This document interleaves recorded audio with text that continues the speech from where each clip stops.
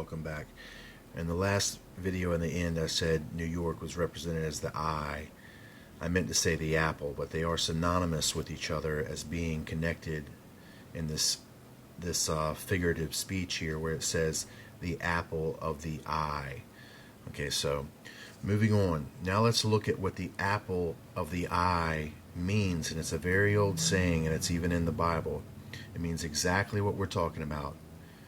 It is something, or more usually someone, cherished above all others. So we have the covetousness of the apple by the eye. So the material merchandise, by what the eye sees, it shall be fooled. And remember, it says that he shall perform miracles in the sights of men. It's by our sights that we are deceived. So that is why we see the apple is absolutely perfectly in place, symbolically fulfilled as the Big Apple, New York City, which is symbolizing Babylon, that repercussion of Eve, which is being used as a symbol. It's not Eve in a sense herself.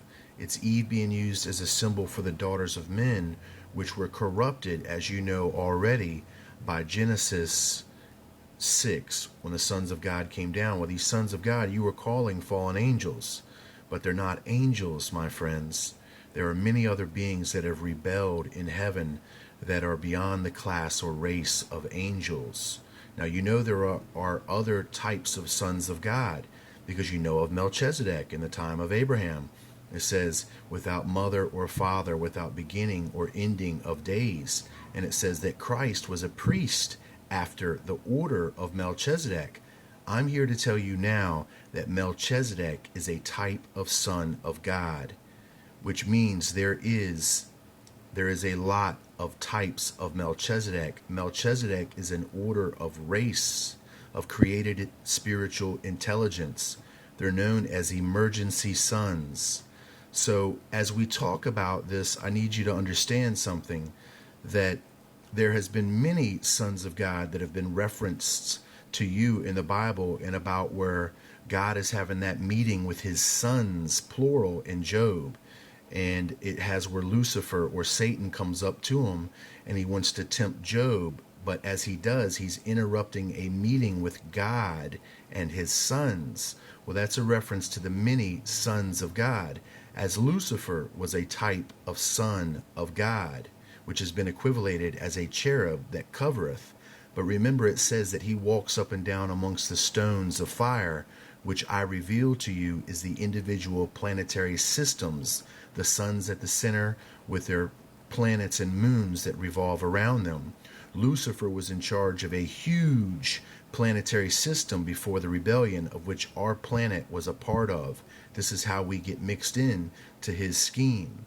So I know it's a lot of incredible information to take in, but there's a lot that you don't know. There's an incredible amount that you don't know.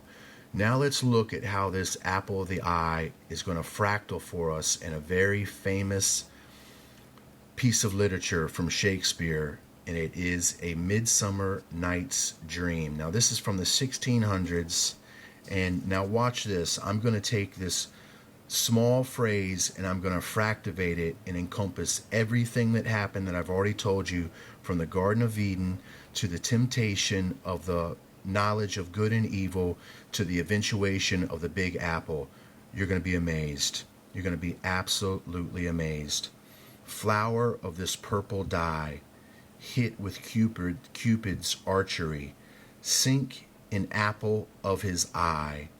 Now we have the flower, which represents Lucifer in Eden. And why does it do that? Because this flower is of this purple dye, the royalty.